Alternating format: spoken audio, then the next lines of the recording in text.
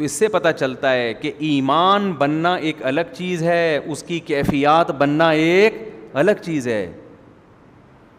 تبھی تو قرآن کیا کہتا ہے، وَإِذَا تُلِيَتْ عَلَيْهِمْ آيَاتُهُ زَادَتْهُمْ ایمانا، کہ جب اہل ایمان کے سامنے اللہ کی آیات کی تلاوت کی جاتی ہے ان کا ایمان بڑھنے لگتا ہے. جو تینوں امام ہیں نا، امام مالک، امام احمد بن حنبل اور امام شافعی رحمہم اللہ تعالی، وہ یہ کہتے ہیں کہ ایمان گھٹتا بھی ہے اور بڑھتا بھی ہے. اور دلیل میں یہی قرآن کی آیت پیش کرتے ہیں کہ دیکھو قرآن کہہ رہا ہے کہ جب یہ کوئی اللہ کی آیات سنتے ہیں، جنت جہنم کے تذکرے سنتے ہیں، نبی کی صحبت میں بیٹھتے ہیں، ان کا ایمان بڑھنا شروع ہو جاتا ہے. اور جب نہیں بیٹھتے تو ظاہر ہے ایمان کم ہونا. حدیث سے بھی یہ بات ثابت ہے. حضرت حذیفہ رضی اللہ تعالیٰ عنہ ایک دفعہ اپنے گھر سے دوڑتے ہوئے نکلے اور کہنے لگے حضرت نافق حنظلہ تو منافق ہو گیا. لوگوں نے پوچھا کیا ہوا بھائی، کیوں منافق ہو گئے؟ انہوں نے کہا ہم نبی کی محفل میں ہوتے ہیں تو ہمارا ایمان وہ ایسے ترقی کر رہا ہوتا ہے، ایسے جذبات، ایسی کیفیات، اور جب اپنے بیوی بچوں میں ہوتے ہیں تو وہ ہماری کیفیات نہیں ہوتی. تو یہ تو منافقت ہے، ادھر کچھ ادھر کچھ. تو نبی نے ان کو تسلی دی، بھائی یہ تو نیچرل ہے، یعنی یہ کوئی منافقت کی بات نہیں ہے. فرمایا وہی 100% ہر وقت تمہاری کیفیات رہیں تو فرشتے تم سے کلام کرنا شروع کر دیں. تو ان احادیث سے، ان آیات سے کیا استدلال کیا باقی ائمہ کرام نے کہ ایمان بڑھتا بھی ہے اور گھٹتا بھی ہے. امام ابو حنیفہ کی رائے یہ کہ نہ ایمان بڑھ سکتا ہے نہ گھٹ سکتا ہے. سمجھ رہے ہیں نا؟ وہ کہتے ہیں ایمان جب تک 100% نہیں ہے، 100 میں 100 ایمان نہیں ہے، اس وقت تک آپ مومن نہیں ہیں. 1% کم ہو گیا تو کافر، کیونکہ شک پیدا ہو گیا نا. جو شک کرنے والا ہے وہ مومن نہیں ہوتا. آپ کو 100% یقین ہونا چاہیے جنت جہنم کا. تبھی تو ہے نا کوئی شخص آپ سے آ کے پوچھے کہ کیا واقعی محمد صلی اللہ علیہ وسلم اللہ کے آخری اور سچے نبی ہیں؟ آپ کہیں یار ہے تو، لیکن تھوڑا سا ڈاؤٹ ہے مجھے. تو یہ جملہ اگر آپ نے کہا تو آپ یہ کہتے ہی کیا ہو جاؤ گے؟ اسلام سے خارج. آپ کو یہ کہنا پڑے گا مجھے 100% چڑھتے سورج کی طرح یقین ہے کہ محمد صلی اللہ علیہ وسلم اللہ کے آخری نبی ہیں. اسی وجہ سے علماء نے یہ بھی مسئلہ بیان کیا، اور یہ بھی امام حنیفہ سے ہی منقول ہے، کہ اگر کسی نے نبوت کا دعویٰ کیا اور کوئی اس کے پاس تحقیق کے لیے چلا گیا کہ تو سچا نبی ہے یا نہیں، تو یہ جانے والا بھی کافر ہو جائے گا، اس لیے کہ اس کو ختم نبوت میں شک پیدا ہو گیا. تبھی تو تحقیق کر رہا ہے، کیونکہ نبی نے ایک آخری نبی ہونا اتنی متواتر دلائل سے ثابت ہے کہ اب اس میں تحقیق کا راستہ ہی اللہ نے بند کر دیا. کوئی بھی کہے نا نبی ہے، بھائی جھوٹ بول رہا ہے، بس کتنے معجزے دکھا دے. تو ختم نبوت، نبی کی نبوت، جنت جہنم، ان پر 100% ایمان کا ہونا ضروری ہے. اور آپ کو پتہ ہے جو 100% ہوتی ہے وہ 101 نہیں ہو سکتی. 100% کا مطلب 100 میں 100، تو اس سے اوپر کوئی درجہ ہی نہیں ہے. یہ جو ہم کہتے ہیں نا 200%، یہ تو مبالغتاً مجازاً کہہ رہے ہوتے ہیں، ورنہ 100% سے اوپر کوئی درجہ ہے ہی نہیں. جب ہے ہی نہیں تو وہ بڑھ کیسے سکتا ہے؟ نہیں یاری بات میرا خیال ہے سمجھ میں، کہ بھئی ایک لمٹ ہے نا. اس لیے ان کی نظر میں صحابہ کا ایمان، تابعین کا ایمان، نبی کا ایمان، عام امتی کا ایمان کوانٹٹی کے لحاظ سے ایک ہی ہے اس کا. یہ سب 100% اللہ پہ یقین رکھتے ہیں. 100% کم ہوگا تو کافر، اور زیادہ کا امکان ہے ہی نہیں، کیونکہ یقین جب 100% ہو گیا تو اب کیا اس میں؟ بھائی مجھے آپ کے بارے میں یقین ہے 100% کہ آپ میرے سامنے بیٹھے ہیں، اب اس میں کوئی اضافہ ہو سکتا ہے کیا؟ نہیں ہو سکتا. کوئی قسمیں اٹھا کے کہے باقی بیٹھے ہوئے، کہیں بھائی میں دیکھ رہا ہوں بیٹھے ہوئے، اب آپ قسمیں اٹھانے سے میرا ایمان نہیں بڑھے گا. تو وہ کہتے ہیں جو قرآن میں آتا ہے نا زادتہم ایمانا، ایمان والے جب ہماری آیتیں سنتے ہیں تو ان کا ایمان بڑھتا ہے. یہاں ایمان کوانٹٹی کے حساب سے بھی نہیں بلکہ کوالٹی کے حساب سے، کیفیات بڑھتی ہیں. کیفیات بڑھنے کو اللہ نے مجازن کس سے تعبیر کیا ہے؟ ایمان بڑھنے سے.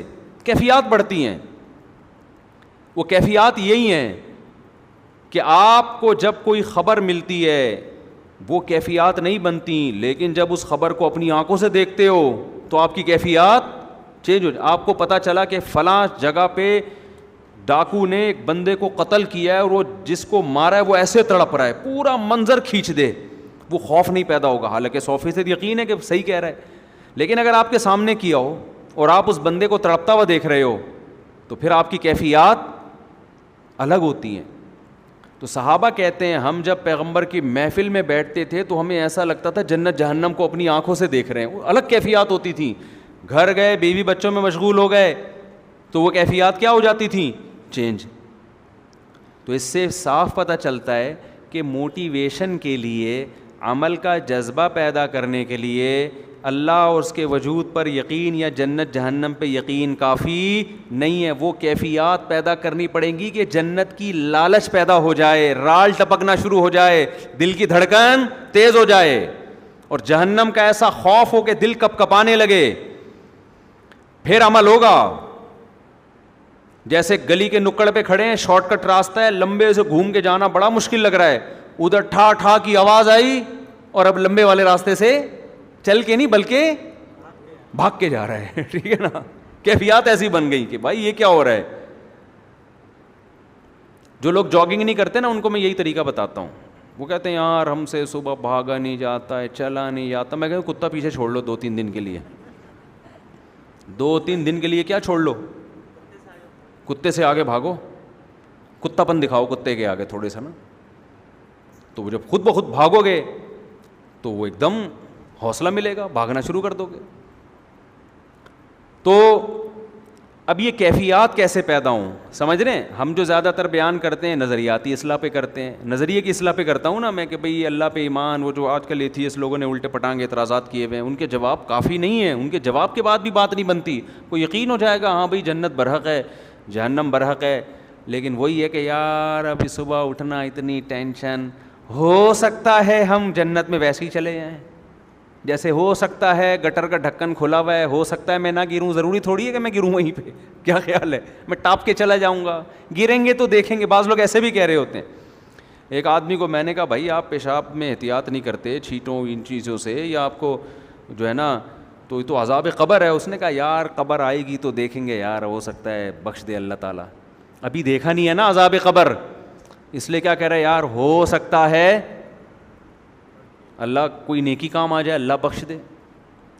لیکن اگر کوئی عذاب قبر دیکھ لے نا تو پھر یہ کیفیات نہیں ہوں گی. پھر تو وہ ایسا ہو جائے گا کہ اس کو خوف کم کرنا پڑے گا اس کا, کہ بھائی اللہ سے امیدیں. تبھی تو دیکھو نبی صلی اللہ علیہ وسلم سے بہت ساری حدیثیں امیدوں کی منقول ہیں. ایسی روایتیں ہیں کہ عام عوام میں ہم ان کو بیان کریں نا تو ڈر لگتا ہے کہ لوگ اس کا غلط مطلب نہ سمجھیں.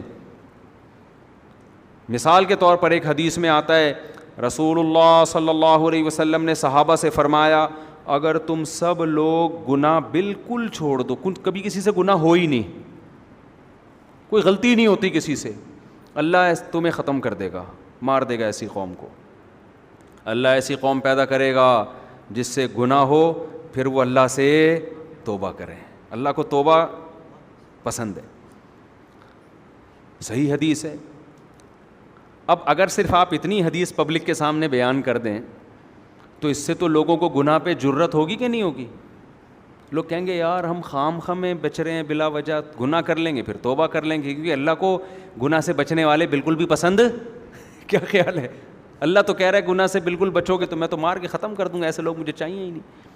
بھائی بات یہ کہ یہ جن کو خطاب کیا جا رہا ہے نا ان کے دلوں میں آگ کا اتنا خوف پیدا ہو گیا تھا, اتنی جہنم کی آگ کا ڈر کہ حضرت عمر رضی اللہ تعالیٰ عنہ کے تو رو رو کے یہاں نالیاں بن گئی تھیں اللہ کے خوف سے.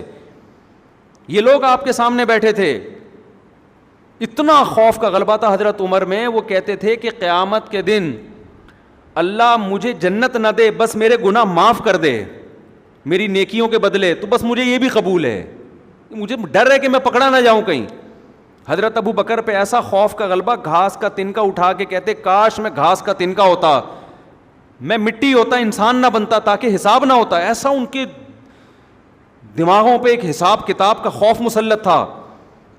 لیکن یہ کیفیت ان کی بھی ہر وقت نہیں ہوتی تھی, تو ایسے لوگوں سے امکان تھا کہ کوئی چھوٹا موٹا گناہ ہو جائے. تو جب ہو جاتا پھر وہ کیفیت بحال ہوتی, تو ان کو خوف کا بہت غلبہ, اتنا خوف کہ اس سے انسان عمل میں پیچھے, مایوسی پیدا ہونے لگتی ہے کہ یار ہم تو نیک بن ہی نہیں سکتے, چھوڑو جنت میں جانے کی. جیسے ایک آدمی کو پتہ ہے میں کامیاب ہو ہی نہیں سکتا تو وہ امتحان کی تیاری کرنا چھوڑ دیتا ہے. تو ایسے لوگوں کو کیا کہا جاتا ہے, بیٹا کوئی بات نہیں, اس دفعہ ترقی پاس ہو گئے, اگلی دفعہ کراچی میں تو یہ تسلیوں پہ ہی چل رہا ہے سارا سیٹ اپ نا.